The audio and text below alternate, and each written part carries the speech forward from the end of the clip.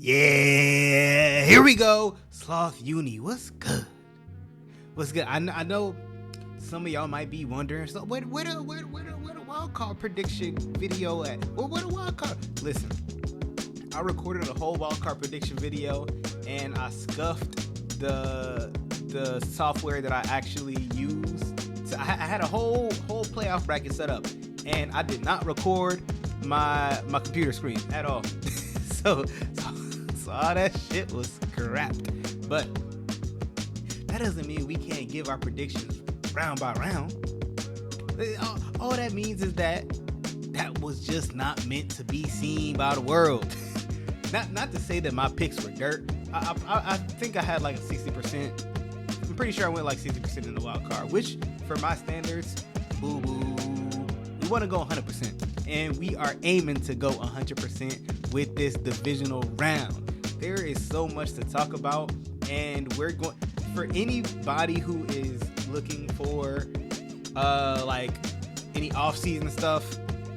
This is strictly playoffs. Like, I'm gonna have a crap ton of off-season content coming out, like literally the second there is a break between the AFC Conference Championship and the Super Bowl. That's when I'm gonna start pushing the off-season content. But right now, we in the middle of the playoffs. We in a road to the Super Bowl, and we gonna start off with the Patriots versus the Texans. Truthfully, I feel like this game is going to go very, very much like how the Patriots versus Chargers went. I think it'll be extremely low scoring, extremely defensive. The biggest keys to watch out for this game and to look for, and what I think will be the biggest factors, is the Patriots pass rush is low-key kind of buns. Like, don't get me wrong, they have a solid pass rush, but it's not elite. And the Patriots defensive line, when it comes to run blocking, is indeed elite. So the Patriots are going to force CJ Stroud to actually step up and be the one to actually lead the Texans to victory. Don't get me wrong, the Texans defense is a Super Bowl caliber defense. The Texans defense can lead them to a Super Bowl. Like, their defense is that good. But can CJ Stroud do what he needs to do against this Patriots defense? And the Patriots defense, their secondary is extremely good. Their linebackers are great. Their run defense is great. So I don't think the Texans are going to be able to run the ball efficiently against this defense at all. And I think it'll really lie on the arm of CJ Stroud. And I'm still a CJ Stroud supporter, but this season he is not, and really this past season he really has not been playing up to the standards that we know he is capable of playing at. But on the flip side, this is going to be the biggest challenge of Drake Maye's career thus far. Like, we saw what the Chargers defensive line was doing to this Patriots offensive line, and Drake Maye was giving this man demons to face. He was battling, he was going through it. And that Texans D-line is a lot more fierce than that Chargers defensive line. But I think the key, and I think this is what a lot of people really haven't done against the Patriots defense, or the Texans defense enough, is establish the run. Like, from what I've seen, that's the biggest weakness with this Texans defense. Because if you try to pass against them, you're playing right into their hands. They got two great edge rushers that's coming to knock your quarterback's head off. And they've got a demonized secondary. If you're trying to pass against this secondary as a primary option, you are playing right into their hands. And you are more than likely going to lose. But the Patriots, what they started to develop, and this is what will make or break this Patriots team. At the beginning of the year, they had no semblance of a run game. But once Travion Henderson really started getting going, and Ramondre started getting going, their run game looked like it could actually fuel them in the playoffs. And if I was the offensive coordinator of Patriots, I would be looking to lean into the run game, because the run game and the screen game, because how do you slow down great pass rushers? In the run and in the screen game. You get quick passes, screen game, run down their throat, slow these pass rushers down. That is the only way that the Patriots are going to beat the Texans. twisted. Drake Maye is still going to make some plays. He's still going to be the Josh Allen light that he is and make crazy throws. And like the Patriots as an offense, I think that the Texans defense are going to have their hands full a lot more than what a lot of people will suspect. But I still think that the Texans defense will have their way with the Patriots for the majority of the game. But if the Patriots are able to run the football on the Texans, which is possible, like we've seen so many teams run effectively against the Texans, but what really holds teams back is that they start to try to get pass happy against the Texans. After they started establishing it, no, just keep pounding the run. Like people, coaches, play callers in this new day and age, they get obsessed with passing the ball and they get into their heads, and then they get behind the sticks, and then they get into obvious passing situations, and now you've played right into the Texans' hands. But I think the Patriots and their offensive coordinator have been doing this for a long time. They've been around the block quite a long time, and they face defenses. Drake Maye hasn't faced defenses like the Texans, but their offensive coordinator has quite a lot. So I think he'll get this team ready. So me personally, I am taking the Patriots just because I trust Drake Maye to make enough plays against the Texans defense, and I trust the Patriots offense to be able to run the football effectively against the Texans defense more than I trust CJ Stroud to make plays against this Patriots defense, which is extremely underrated, and a lot of people don't talk about it enough, especially since they have one of the most underrated cornerbacks in the league right now in Christian Gonzalez. And this Texans team, don't get me wrong, they could make it to the Super Bowl, and I would not bat an eye. But it will really take this defense carrying them, because from what we've seen with the offense for the past few weeks, it hasn't been good enough. And you can say what you want. The last game of the season, you can say what you want, especially in the first half, like, oh, they didn't need the win, blah, blah, blah. The Texans offense has not looked good for weeks on weeks on weeks. And this has been a trend.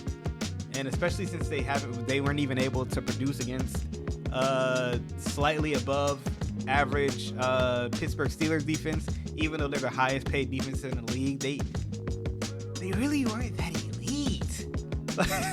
Like, and that's what's scary. People say CJ Stroud had the worst game of his career against the Steelers. This is not a flex. Like, this is not something that you should be saying, oh yeah, he had the worst game we've seen from him in a long time. Did you see who it came against? Do you see who they're playing next? So yeah, I'm taking the Patriots. I'm taking the Patriots. Next up in the AFC, this one is tough. This might be the toughest read out of all the games, in my opinion, at least for me personally, because I had this is one of the games that I got wrong in the wild card. The Bills Jaguars. Don't get me wrong, I had the Bills all the way through, because in my mind I was just like, Josh Allen is just too bad of a man to just go out in the wild card. But then I started thinking, I was like, dog, like the Jaguars. Listen, I had a whole apology set up for the Jaguars in that video, because I've been dogging the Jaguars, and I'll still do. Listen, even though they lost, the Jaguars, they are a good football team, and I like what they did with their defense. Liam Cohen masked a lot of the deficiencies for that team, and he kind of excelled at making their abilities that they're really good at shine.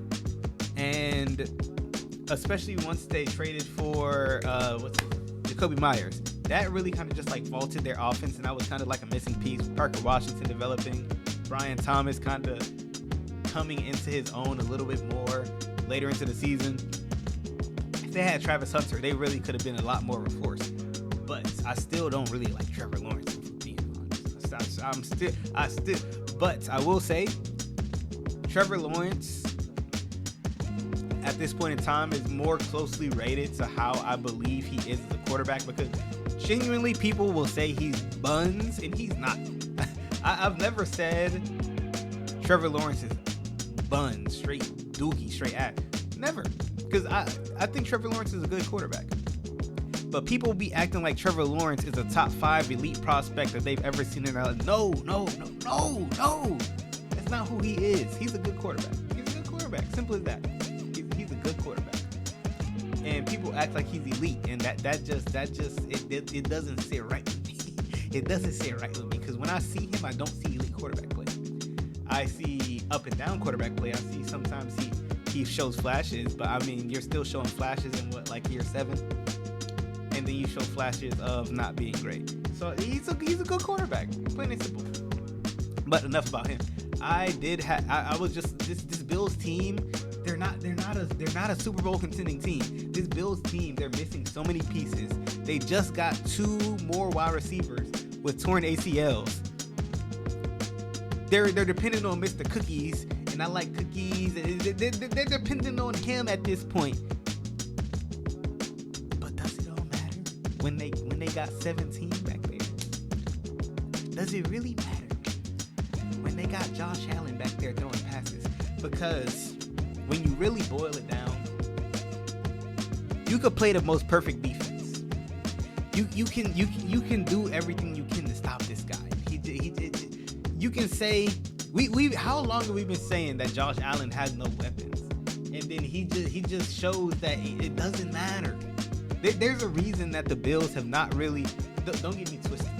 The Bills really pissing me off, and I say this as a Dolphins fan.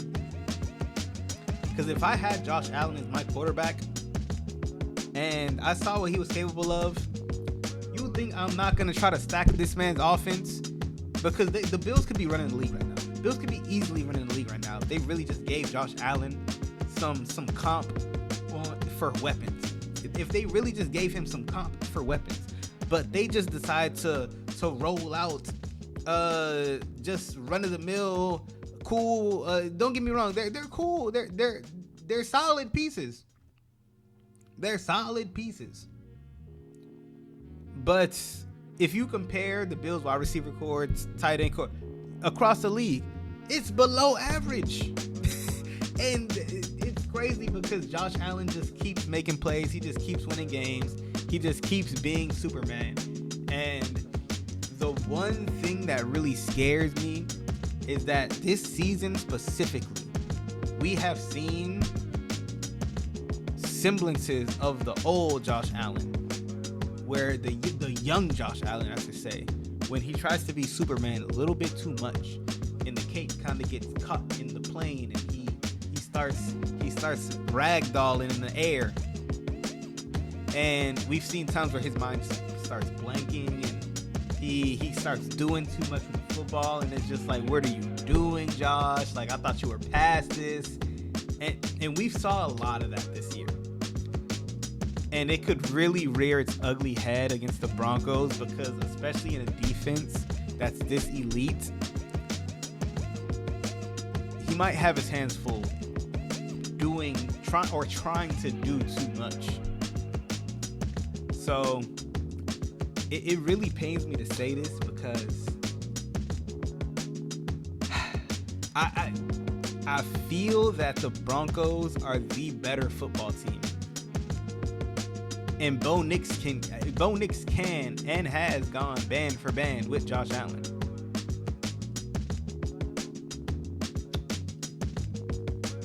But I might just have to take the Bills.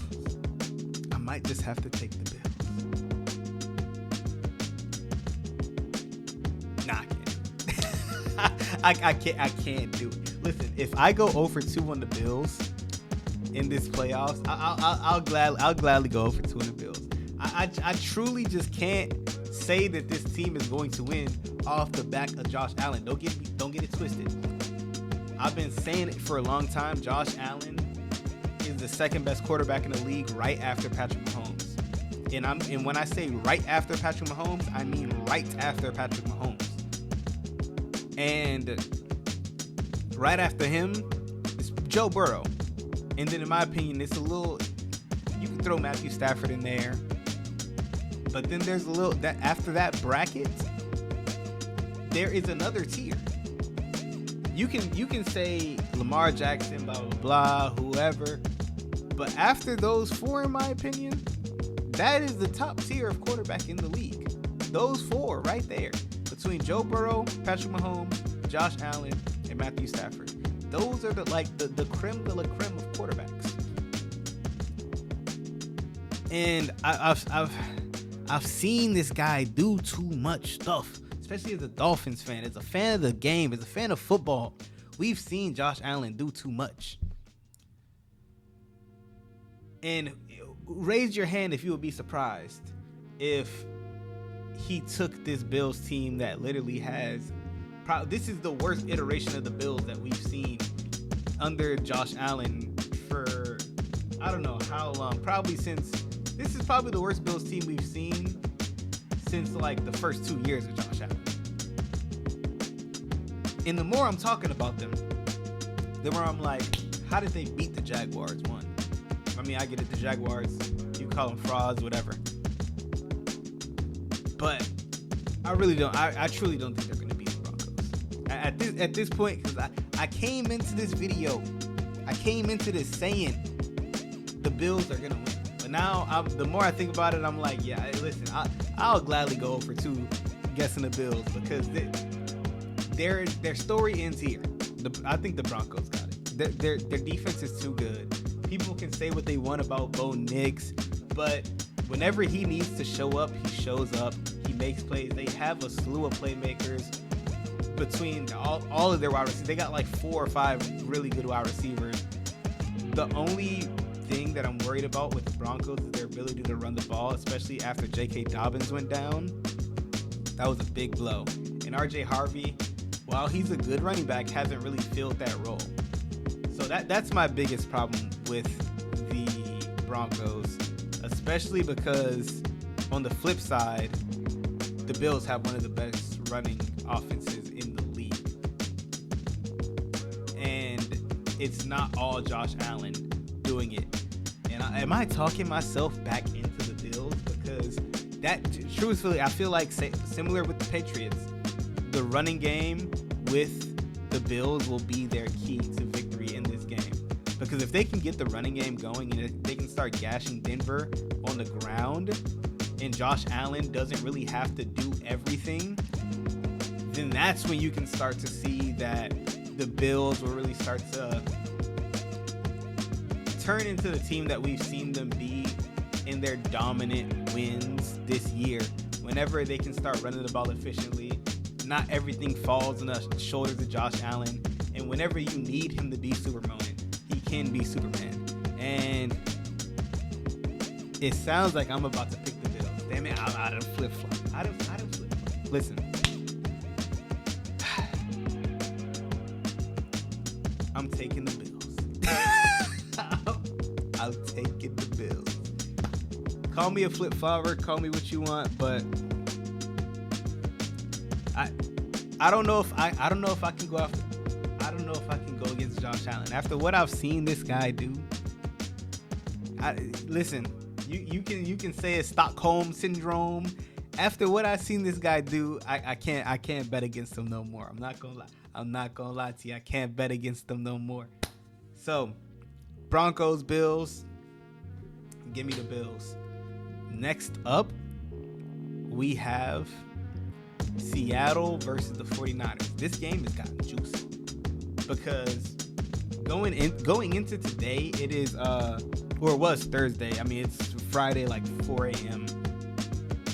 But going into yesterday, I should say, or whenever this, by the time this gets updated, it will still have been yesterday. So going into yesterday, I was thinking, with the loss of George Kittle, that's a huge loss, not just based in the passing game, but in the pass blocking game and the run blocking game. So it's a huge hit to Christian McCaffrey. It's Huge hit to Brock Purdy. Huge hit to their offense in general. And I was like, I don't really see a way that the Seahawks lose this. And then the news about the Sam Darnold oblique injury popped up. And don't get me wrong, I think that he will play. I don't doubt that Sam Darnold is going to play. It's the playoffs. They're probably going to shoot him up with the strongest drugs they can find. He probably won't feel a thing until Tuesday. But I'm already not too big a fan of Sam Darnold. And a hobbled Sam Darnold doesn't sound too enticing. The 49ers haven't been healthy literally all year. And it's very hard to bet against them. Don't get me wrong. The Seahawks they've been very dominant, especially their defense. You know, with the loss of George Kittle, I just think that's too much for them to overcome. And I low-key feel like the news about Sam Darnold is kind of put out there to try to misguide people. I think they kind of just put that out as fluff. Like I think he does have an oblique injury, but it's not as bad as they're leading it on to be. So I'm still taking the Seahawks. Because it's very tough to go. Don't get me wrong, Seahawks been going to Seattle to play for years. They're divisional rivals, which automatically makes this a tough game. But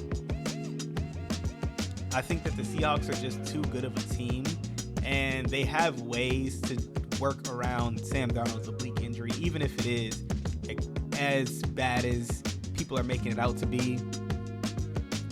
They can work in the quick game. They've got two great running backs that they can go around. They're a much healthier team than what the 49ers are right now. The 49ers, while they haven't been healthy all year, they are just mangled and torn apart, running on fumes. And it's at some point they're gonna break. Like they've literally been running on fumes since like week 1, and at some point they are going to break. I love Brock Purdy. I feel like people are finally giving him the respect that he deserves.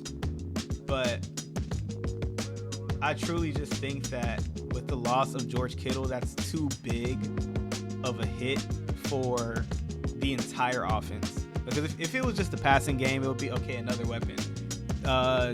They can scheme some people open. But the blocking aspect that George Kittle brings is something that goes overlooked way too much, because he opens up lanes for Christian McCaffrey. Christian McCaffrey looked like a completely different running back with George Kittle in and George Kittle out. So they're going to need to be a lot more creative with how they get the ball to Christian McCaffrey. And the key for the 49ers to win will be, can Christian McCaffrey handle another like 40 touch workload, essentially? Because he's going to need to be their entire offense and get everything done for them. And I think he's going to have a difficult time, especially on the ground, doing things without George Kittle. And especially without George Kittle taking away attention in the passing game, he's going to have a lot more attention focused on him. He already had a lot of attention focused on him. So I'm rocking with the Seattle Seahawks. Final game. We got the Rams versus the Bears. And the Bears have kind of had an up and down season. They started off super slow, and they've kind of just been on a heater in the second half of the season, but they slowed down a little bit, and they just had a crazy comeback in the wild card, which I feel like had a lot more to do with the Packers kind of imploding than the Bears. Don't get me wrong. Taking nothing away from the Bears. It was a phenomenal comeback. But I saw resemblances of the Patriots Falcons comeback that I did in that the Bears Packers game. I saw a lot of resemblances. And if anybody is going to beat the Rams, who don't look like the super team that they did to start the year, the Rams if anything, this is probably like the weakest we've seen the Rams these past like 3 to 4 weeks. This is the weakest we've seen the Rams all season. Like, you can see there's chinks in the armor. Things look like they could be starting to fall apart. But I think this is where they could rally. Dude, I really kind of want to take the Bears. But I'm sticking to my guns, and I'm going to say Rams. I'm going to stick to my guns and say Rams. Because I truly believe that this Rams team, they haven't played bad. It's just that they haven't been as dominant as they were. And I think that they can, if they can get up on the Bears, I don't think they're going to let it lead though. If they play like how the Packers did in the first half against the Bears, they're not going to blow a lead like that. Because the Packers,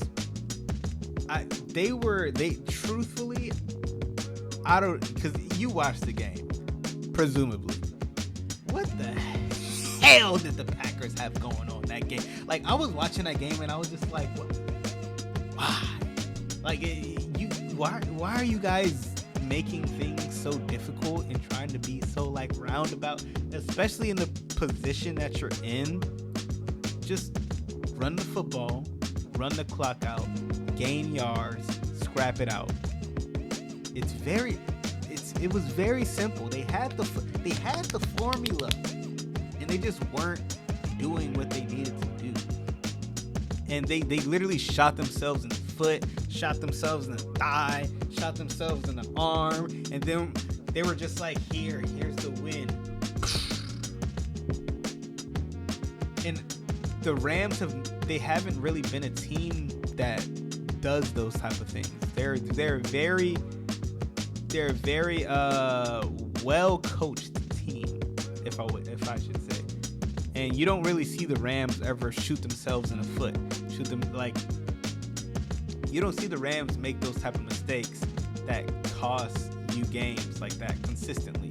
Like, don't get me wrong, you'll see an interception here and there, but you won't see multiple fumbles in the heat of the battle. Just bad snaps, bad play calls, just all overall bad ball in the heat of the battle when you need it the most. So I'm taking the Rams. I think that the Bears had a very good run, very good football team, but I think that they're missing some aspects of their football team that they will definitely be working on in this offseason. And I'm proud of what Ben Johnson did for them this year. But it ends here. We got the Rams. And with that, hope you guys enjoyed. And I'll see you guys in the divisional game. Stay safe, spread love.